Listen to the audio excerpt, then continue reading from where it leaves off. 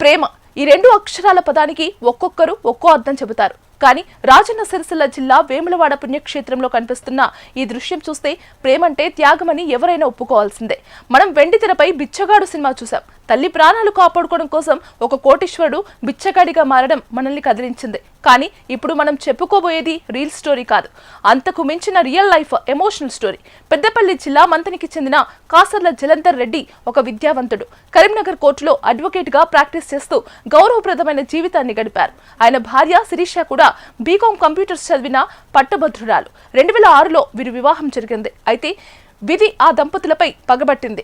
శిరీషకు ఒక వింత వ్యాధి సోకడంతో పాటు ఆమె ఆరోగ్యం క్షీణించింది. తన ప్రాణ సమానమైన భార్యను బతికించుకోవడం కోసం జలంధర్ రెడ్డి చేయని ప్రయత్నం లేదు. తనకున్న ఆస్తిపాస్తుల్ని కరిగిపోయాయి.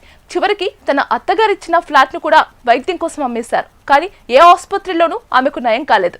అటు ఆర్థికంగా చితికిపోయి ఇటు వైద్యులు చేతులెత్తేయడంతో ఆఖరి ప్రయత్నంగా ఆ దేవుడిపై భారం వేశారు జలంధర్. తన నల్ల కోటును పక్కన పెట్టి భార్య ప్రాణాల కోసం యాచకుడి అవతారమెత్తారు. గత 3 నెలలుగా వేములవాడ రాజన్న సన్నిధిలో భార్యతో కలిసి భిక్షాటన చేస్తున్నారు. ఇటీవల అధికారులు బిచ్చగాళ్లకు కౌన్సిలింగ్ నిర్వహిస్తుండగా ఈ దంపతులు అనర్గళంగా ఇంగ్లీష్లో మాట్లాడడం చూసి అధికారులు ఒక్కసారిగా షాక్ తిన్నారు. వారి గతాన్ని తెలుసుకుని కన్నీటి పర్యంతమయ్యారు. చిన్న చిన్న గొడవలకే విడాకులు తీసుకుంటున్న ఈ రోజుల్లో భార్య ప్రాణాల కోసం తన సర్వస్వాన్ని, వృత్తిని, గౌరవాన్ని పక్కన పెట్టిన ఈ న్యాయవాది కథ ఇప్పుడు రాష్ట్ర వ్యాప్తంగా చర్చనీయాంశమైంది. నిజమైన ప్రేమకు ఇంతకంటే నిదర్శనం ఏం కావాలి?